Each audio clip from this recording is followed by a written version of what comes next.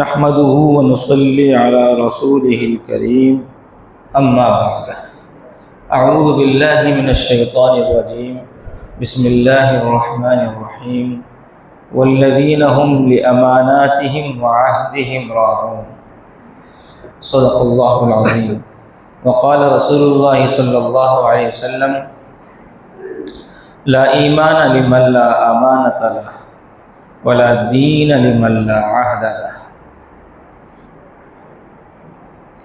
وقال رسول اللہ صلی اللہ علیہ وسلم المجالس بالامانہ صدق اللہ العظیم وصدق رسول النبی الکریم ونحن على ذلك لمن الشاہدین والشاکرین والحمد للہ رب العالمین۔ بزرگان محترم اور برادران عزیز، ہمارے اسلامی معاشرے میں اس چیز کو بہت دیکھا جاتا ہے کہ کون آدمی کتنا سچا ہے، کتنا جھوٹا ہے، کتنا امانت دار ہے، کتنا بے ایمان ہے، کریکٹر کیسا ہے، وعدہ کا پکا ہے یا کچا ہے۔ ان چیزوں کو بہت زیادہ دیکھا جاتا تھا، اب اس میں کمی آ گئی ہے۔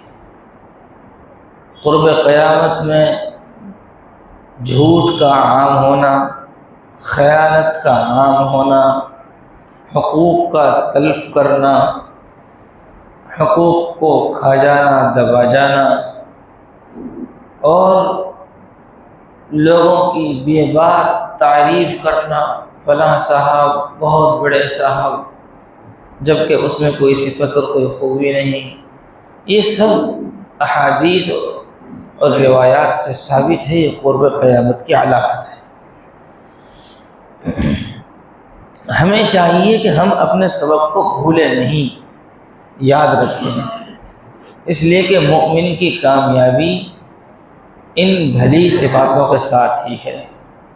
قرآن کریم میں اللہ تعالیٰ نے سورہ نون کے شروع میں فرمایا قد افلح المؤمنون، کامیاب ہونے والے مومن وہ ہیں الذین هم فی صلاتهم خاشعون، جن کے نمازوں میں خشوع و خضوع ہے، وہ نمازوں کو خشوع اور خضوع سے پڑھتے ہیں۔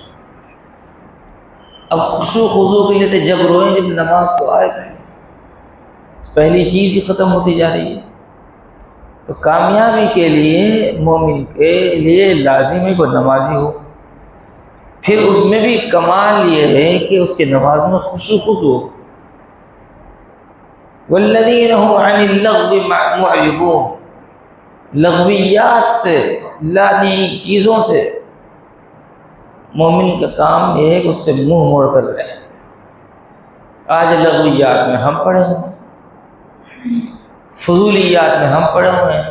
کامیاب مومن کی علامت یہ ہے کہ لغو اور بیکار چیزوں سے دور رہے، فضولیات سے دور رہے۔ والذین هم للزکاۃ فاعلون، زکوٰۃ بھی ادا کرنے والا ہو۔ ایسے نہیں کہ امیر صاحب ہو گئے، مالدار صاحب ہو گئے، صاحب ثروت صاحب ہو گئے، سونے کا چمچ منہ میں لے کے پیدا ہوئے ہیں، اور جناب جو ہے کہ بلڈنگ پہ بلڈنگیں بن رہی ہیں، مکانات پہ مکانات تعمیر ہو رہے ہیں، کاروبار پہ کاروبار، سفر پہ سفر، اور زکوٰۃ کا عطا نہ پتہ۔ زکوٰۃ بھی جیسے نماز فرض ہے، زکوٰۃ بھی فرض ہے۔ پھر زکوٰۃ کا ایک دوسرا مفہوم یہ بھی ہے کہ دل کو پاک رکھے، دل کو باہر سے خوب سرف صابن سے نہا دھوئے، آدمی شیمپو استعمال کرے، کریم پاؤڈر لگائے، سیاہی سرمہ لگائے، اور اندر سے دل میں بغض، حسد، عداوت، کینہ، کپٹ، تکبر بھرا ہو، کچھ فائدے کی نہیں ہے وہ سرف صابن، وہ نیل اور پرہیز کسی کام کے نہیں ہے۔ جیسے آدمی کو باہر سے پاک ہونا ہے، ویسے ہی اندر سے بھی پاک ہونا ہے۔ والذین هم لفروجهم حافظون، شرمگاہ کی حفاظت. اللہ تعالیٰ نے شہوت ساتھ لگا دی اور ساتھ میں امتحان میں ڈال دیا. الا علی ازواجہم او ما ملکت ایمانہم فانہم غیر ملومین. شرمگاہ کی حفاظت لازم قرار دے دیا. ایک راستہ بتلا دیا نکاح کا کہ نکاح کے ذریعے سے شہوت پوری کرے.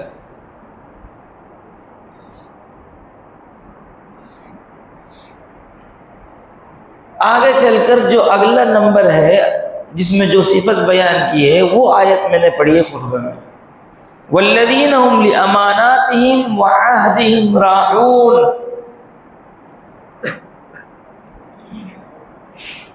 وہ بہت سے ہمارے نئی نئی گدیاں کھلتی ہیں نا جی، ہمارے نگینہ والے حضرات وہ پوچھتے ہیں کہ مولانا صاحب کوئی تغرا بتا دیجئے، کچھ لکھوا کے لگائیں. میں آپ کو آج بتا رہا ہوں، ہر گدی پر یہ آیت لکھوا کر لگوا دو. سمجھ رہے ہیں؟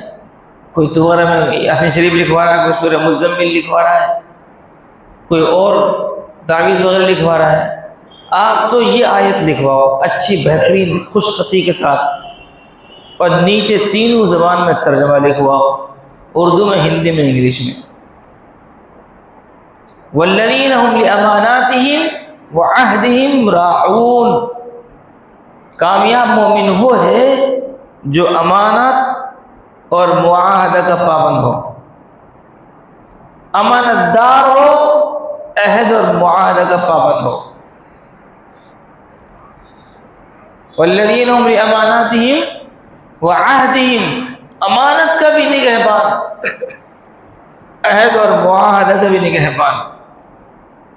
کہ کوئی پیس نہ بدلے، کوئی پڑیا نہ بدلے. اگر رنگا ہوا مال ہے تو بتا دیں رنگا ہوا ہے، اصلی نہیں ہے. لوگ قسمیں کھاتے ہیں مال رنگ کر، اور ہاتھ پیروں میں کلر دکھ رہا ہوتا ہے. کل ہی میں کہہ رہا تھا ایک جگہ کہ آدمی جھوٹ بولے تو پہلے اس کا تو انتظام کر لے کہ جھوٹ کھلے گا نہیں، اور جھوٹ کھل کر رہتا ہے. جن 5 آدمیوں میں بیٹھ کے آدمی جھوٹ بولتا ہے ان میں سے 1-2 آدمی ایسے ہوتے ہیں اس کی مکاری کو سمجھ رہے ہوتے ہیں. بہرحال مال کچھ ہے بتایا، کچھ جا رہا ہے. 2-4 پیس ادھر ادھر گر گئے، گرا دیے، ہو رہا ہے. اتنا کیرٹ بتایا جا رہا ہے، اتنا کیرٹ. فرمایا والذین هم لاماناتهم وعہدهم راعون. کامیاب ہونے والے مومن وہ ہیں جو امانتوں کا اور عہد اور معاہدہ اور وعدوں کے نگہبان ہیں، نگران ہیں، نگہبانی کرتے ہیں. وعدہ خلافی نہ ہو جائے، امانت میں خیانت نہ ہو جائے. کیا نہ ہو جائے؟ امانت میں خیانت نہ ہو جائے. کیوں جی؟ امانت داری اتنی ضروری ہے؟ ہاں اتنی ہی ضروری ہے. فرمایا نبی اکرم صلی اللہ علیہ وسلم نے لا ایمان لمن لا امانت لا ولا دین لمن لا عہد لا. جس میں امانت داری نہیں اس میں ایمان نہیں، اور جو عہد اور معاہدہ کا وعدہ کا پابند نہیں اس میں دین نہیں. ہمارا اندرون جو ہے اس میں ایمان بھرا ہونا چاہیے، اور ہمارا جو باہر کا حال ہے اس میں دین داری ہونی چاہیے. یعنی ایمان اندر ہے وہ نظر نہیں آئے گا، دینداری باہر ہے وہ نظر آئے گی. ایمان دل میں ہے، ذہن و دماغ میں ہے، لیکن اس کی سایہ باہر پڑے گی، اس کی جھلک باہر آئے گی، اس کی روشنی باہر چمکے گی. کس صورت میں؟ امانت داری کی صورت میں. ایمان اندر ہے لوگ کہتے ہیں صاحب دل میں ہے ایمان، کس نے دل چیر کر دیکھا ہے؟ ایمان کوئی ایسی چیز نہیں ہے جو اتنا چھپ جائے کہ ظاہر ہی نہ ہو۔ نماز کے ذریعے سے ظاہر ہوگا، خشوع اور خضوع کے ذریعے سے ظاہر ہوگا، امانت داری اور دیانت داری کے ذریعے سے ظاہر ہوگا، قول و عمل کی سچائی اور پختگی سے ظاہر ہوگا، ایمانداری کے معاملے سے ظاہر ہوگا، وعدے کے پابند ہونے سے ظاہر ہوگا۔ مانتے ہیں ہاں ایمان اندر ہے، دل میں ہے، نظر نہیں آتا، لیکن ایمان کا کوئی جسم ہے ہی نہیں جو نظر آئے، اس کی تو صفات ہیں، وہ صفات تو دکھیں گی۔ اس لیے فرمایا لا ایمان لمن لا امانت له، جو امانت دار نہیں اس میں ایمان نہیں۔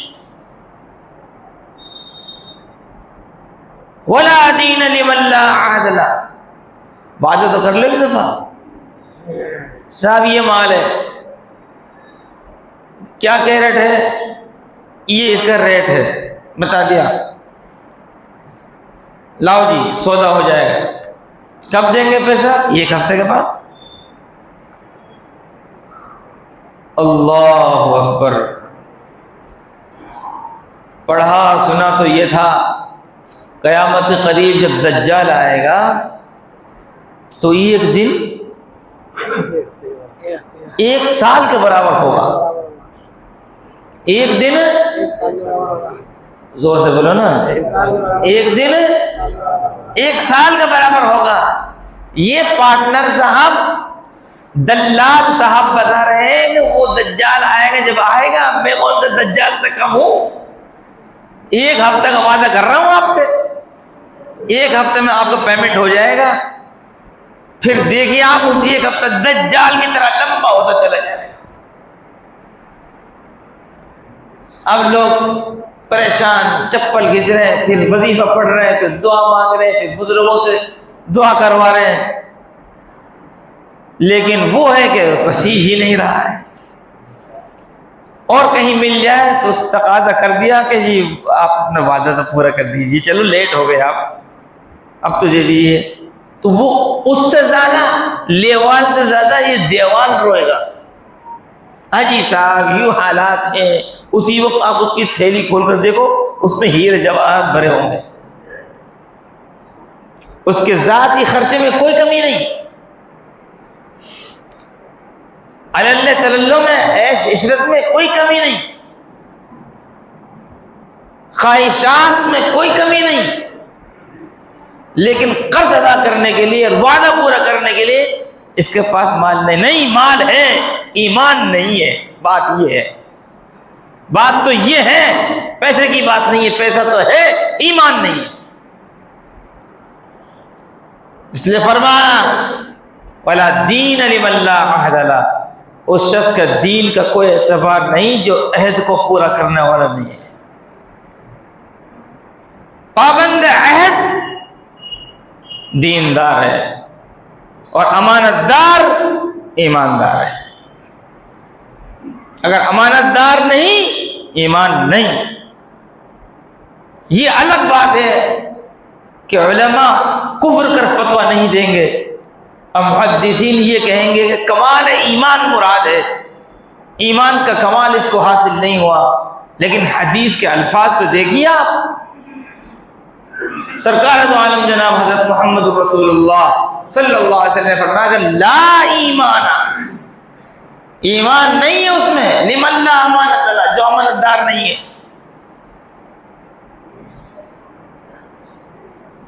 اب ایک بات یہ بھی عرض کر دوں ساتھ ساتھ، ہم یہ سمجھتے ہیں، آج معاشرہ میں زیادہ تر لوگ یہ سمجھتے ہیں کہ ہم نے کسی کے پاس پیسے رکھوائے، زیور رکھوایا، مال رکھوایا اور وقت پر اس کو واپس لے لیا، یہی امانت ہے۔ بس اتنا سا محدود دائرے میں ہم امانت کو سمجھتے ہیں۔ صاحب اس نے اتنا مال رکھوایا تھا کہ میں سفر سے آ کر واپس لے لوں گا، یہ لینا دینا یہ امانت ہے۔ کسی نے پیسے رکھوائے تھے، کسی نے زیور رکھوائے تھے، تو وہ کہ صاحب میں اس پر امانت رکھوا کر گیا تھا، میں نے واپس لے لی۔ اس سے آگے ہم امانت کا مفہوم نہیں سمجھتے ہیں۔ یہ بھی امانت ہے، مال رکھنا، پیسہ رکھنا، زیور رکھنا، پھر اس کو وقت پر ادا کرنا، یہ بھی امانت ہے۔ لیکن اس کے ساتھ ساتھ انسان کی پوری زندگی امانت سے عبارت ہے۔ خودکشی جائز نہیں ہے۔ کیوں؟ یہ جسم کا میں مالک نہیں ہوں، یہ اللہ کا دیا ہوا جسم ہے، مالک اللہ ہے، میں امین ہوں، امانت دار۔ آنکھوں سے دیکھنا ہے، جائز حدود میں دیکھنا ہے، ناجائز دیکھنا جائز نہیں۔ کیوں؟ خالی وہ 500 کا نوٹ امانت نہیں جو رکھوایا ہے، یہ آنکھ بھی امانت ہے۔ جہاں استعمال کی اجازت ہے وہیں استعمال ہوگی۔ کان بھی امانت ہے۔ اذان سنو، قرآن سنو، تلاوت سنو، نیک بات سنو، بڑوں کی نصیحت سنو، جائز بات سنو۔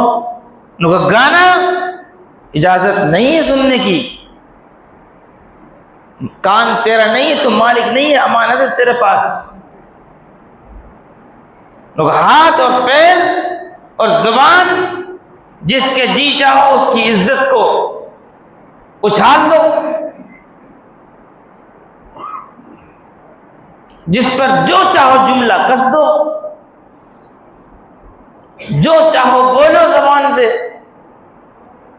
اور بول بگو نہیں، زبان کا تو مالک نہیں ہے، تیرے پاس زبان امانت ہے۔ جس طریقے سے ایک امانت آگ پاس پہ رکھوا کر گیا ہے کہ صاحب یہ زیور اس کو آپ رکھیے گا، سفر سے واپسی پر میں لے لوں گا، لیکن استعمال مت کیجیے گا، ایسے ہی یہ زبان، یہ آنکھ، یہ کان وغیرہ وغیرہ امانت ہے، ناجائز استعمال کی اجازت نہیں ہے۔ پھر یہیں تک حد نہیں ہے، ذمہ داری بھی امانت ہے۔ آج کل لوگ ذمہ داری تو لے لیتے ہیں، مسجد کمیٹی کا ممبر کون ہے، مدرسہ کمیٹی کا ممبر کون ہے، محلہ کمیٹی کا ممبر کون ہے، حج کمیٹی کا ممبر کون ہے، اور پھر ان ممبروں کی آپ ذمہ داری دیکھو۔ حج کمیٹی کا ممبر وہ جس سے حج نہیں ہوئے، اور مسجد کمیٹی کا ممبر وہ جو نماز نہیں پڑھے، اور مدرسہ کمیٹی کا ممبر وہ جس سے 2 حرف پڑھنے نہیں آئے۔ فرمایا حدیث پاک میں کہ اذا وسد الامر الى غیر اہلہ فانتظر الساعہ، نا اہل کو عہدہ اور منصب دینا یہ قیامت کی علامت ہے، قیامت کا انتظار کرو۔ عہدہ اور منصب بھی امانت ہے۔ جو مؤذنی کے لائق نہیں اس کو مؤذن بنا دینا خیانت ہے، امامت کے لائق نہیں امام بنا دینا خیانت ہے، معلم بنانے کے لائق نہیں معلم بنا دینا خیانت ہے، ایم ایل اے بنانے کے لیاقت نہیں ایم ایل اے بنا دیا خیانت ہے، ایم پی کی لیاقت نہیں ایم پی بنا دیا خیانت ہے، ممبر بننے کی لیاقت نہیں بنا دیا خیانت ہے۔ صرف 2 روپے کسی کی چوری کر لینا، دبا جانا، ایک نگینہ منہ میں دبا کر کارخانے سے لے آنا، صرف یہی خیانت نہیں ہے، بغیر اہلیت کے صلاحیت کے عہدہ دینا یہ بھی خیانت ہے۔ اور ایک چیز اور ہے جس میں ہم بہت کمزور ہیں، مجلس بھی امانت ہے۔ کیا کہا؟ مجلس بھی حدیث پاک میں المجالس بالامانہ، چند لوگ بیٹھے ہیں اور ان پر بھروسہ ہے، کوئی بات وہاں کہہ دی گئی، اس بھروسے پر، امید پر کہ یہ رازداری نبھائیں گے، اب وہ جناب باہر جا کر اس کو لیک کر رہے ہیں۔ نہیں، سونا چاندی مال و دولت روپیہ پیسہ ہی امانت نہیں، مجلس بھی امانت ہے۔ تم پر بھروسہ تھا تو تمہارے ساتھ بیٹھ کر چند باتیں کی تھی، اور تم ہو کہ بھوکو بن گئے۔ آدمی بیٹھ کر مشورہ کرتا ہے، یہ کوئی بات سناتا ہے، اور اس بارے میں وہ یہ چاہتا ہے کہ یہ بات میرے دوستوں کے پاس رہے جن کے سامنے میں کہہ رہا ہوں، یہ آگے نہیں جائے، چاہے اس نے اسٹامپ پیپر پر عہد نہ لکھوایا ہو، لیکن آؤ بھاؤ سے پتہ چل گیا کہ یہ آدمی جو مجھ سے بات کہہ رہا ہے، اس امید پر کہہ رہا ہے کہ یہ بات میں لوگوں سے نہیں کہوں گا، راز کو افشا نہیں کروں گا، یہ بھید نہیں کھولوں گا۔ اور آپ اس کو، اجی صاحب فلاں صاحب آئے تھے، انہوں نے یوں کہا تھا، فلاں صاحب نہ آئے، انہوں نے یوں کہا تھا۔ وہ بیچارے اپنے پلاننگ آپ کو سنا رہے ہیں تاکہ آپ نگرانی کر لیں، نگہبانی کر لیں، رائے اور مشورہ دے دیں، کوئی خدشات اس سے بچا دیں، اور انہوں نے آپ کے سامنے پلاننگ رکھی، آپ نے دینک بھاسکر میں چھاپ دی۔ نہیں، المجالس بالامانہ، مجلسیں بھی امانت۔ کئی دفعہ آدمی واٹس ایپ پہ کوئی بات کہتا ہے، واٹس ایپ کا پیغام بھیجا، صاحب یہ بات ہے، اب واٹس ایپ بھی تو اس نے اس بھروسے پر کیا ہے نا کہ اس کو یہ رازداری نبھائے گا، وہ صاحب اس واٹس ایپ کو دوستوں کو سناتے، دیکھو دیکھو فلاں صاحب یوں کہہ رہے ہیں، دیکھو، اگر اس کی طرف سے اس کی اجازت نہیں ہے تو آپ کو اس کا واٹس ایپ اس کو سنانا ناجائز ہے۔ وہ تو آپ کو کسی لائق سمجھتا ہے اور آپ سے مشورہ کر رہا ہے کہ صاحب یہ مشورہ ہے صاحب، اور آپ اس کو لیک کر رہے ہیں، تو یہ مشورہ کا لیک کرنا بھی جائز، مجلس کی بات لیک کرنا بھی جائز ہے نہیں، حدیث میں صاف طور پر منع کیا گیا ہے۔ اسی طریقے سے جس سے مشورہ لیا جا رہا ہے وہ مشورہ دینے میں امانتداری سے کام کرے۔ حدیث پاک میں المستشار مؤتمن، جس سے مشورہ طلب کیا جائے وہ امانت دار ہے۔ ایک آدمی آپ کے پاس آیا، صاحب میں فلاں دن میں یہ پروگرام کرنا چاہتا ہوں، اور آپ نے سوچا اگر اس کو میں نے یوں کہہ دیا تو یہ میرا نقصان ہو جائے گا، یہ اس کا فائدہ ہو جائے گا، لہذا اس کو لٹکاؤ۔ اب آپ اس کو ایسے مشورہ دے رہے ہیں، خیانت ہے، مشورہ میں خیانت ناجائز ہے، تم پر بھروسہ کر کے تم سے مشورہ لیا جا رہا ہے۔ ایک آدمی مشورہ لے رہا ہے کسی، میں یہ کام کرنا چاہتا ہوں، اس میں آپ کی کیا رائے ہے، اور آپ کے ذہن میں، آپ کی معلومات میں یہ بات ہے کہ اس کے لیے بہتر یہ مشورہ ہے، آپ وہ نہ دے کر دوسرے مشورہ دے رہے ہیں، آپ گنہگار ہو رہے ہیں۔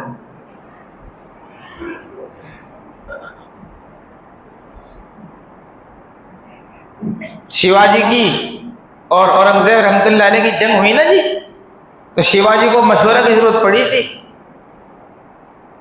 تو پریشان تھا کہ اس سلسلے میں کس سے مشورہ کروں، تو اس کی ماں نے کہا تھا اورنگزیب سے کر لے۔ تو کیا کہہ رہی ہے، اسی سے میری جنگ ہے، ایک طرف تو اس کی فوج ہے اور ایک طرف میری فوج ہے، جنگ اسی سے ہے، پریشانی میدان جنگ میں ہے، میں اس سے مشورہ کروں؟ اس کی ماں نے کہا تھا مسلمان امانت داری سے مشورہ دیتا ہے، یہ تھے ہم کہ تم اس سے نجی مشورہ کے طور پر چلے جاؤ، وہ وہاں بھی جھوٹ نہیں بول سکے گا۔ اور جب گئے کہ مجھے آپ سے ایک مشورہ کرنا ہے، مجھے ٹائم دے دو، ٹائم مل گیا، ملاقات ہوئی، دو دشمن مل رہے ہیں، امریکہ اور ایران. خیر یہ مثال تو میں نے ویسے ہی دے دی، اللہ اس جنگ کو ختم کر دے. تو انہوں نے کہا کہ جی بات یہ ہے میرے پاس فوج کے لیے راشن ختم ہو رہا ہے. میری ماں نے کہا تھا کہ مشورہ آپ سے لو، آپ جھوٹ نہیں بولتے ہیں اور مشورہ امانت داری سے دیتے ہیں. تو حضرت اورنگزیب رحمۃ اللہ علیہ نے جواب دیا تھا، مشورہ دیا تھا، جنگ بندی کر لو، صلح کر لو، اتنے دن کے لیے صلح کر لو، ہو سکتا ہے صلح ہی رہ جائے اور اگر دوبارہ لڑنا چاہو تو آ جانا. بتاؤ میدان جنگ میں بھی امانت داری کو نہیں چھوڑا. جنگ خیبر میں حضور پاک صلی اللہ علیہ وسلم کے پاس ایک چرواہ آیا، لمبا واقعہ، خلاصہ یہ یہودیوں کا چرواہا ان کی بکریاں چرا رہا تھا. حضور پاک صلی اللہ علیہ وسلم سے ملاقات ہو گئی، آپ کو دیکھ کر آپ کے اخلاق سے متاثر ہوا، کلمہ پڑھ کر مسلمان ہو گیا. حضور پاک صلی اللہ علیہ وسلم نے فرمایا تو مسلمان تو ہو گیا، بہت بہتر، لیکن تیرے پاس جو بکری ہے یہ یہودیوں کی ہے جن سے جنگ چل رہی ہے خیبر میں، یہ تیرے پاس امانت ہے، ان کو واپس کر کر آؤ.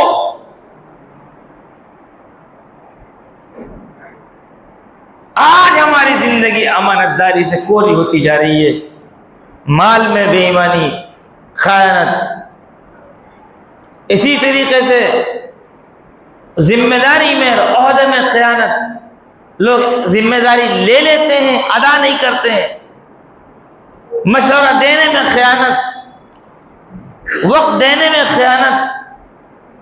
اس لیے میرے دوستو، جو چیز ہمیں ہر وقت یاد رکھنی چاہیے ان میں سے ایک چیز یہ ہے، لکھوا کر لگوا دیجیے اپنے گھروں میں ٹکڑے، لا ایمان لمن لا امانت لا، جو امانت دار نہیں اس میں ایمان نہیں.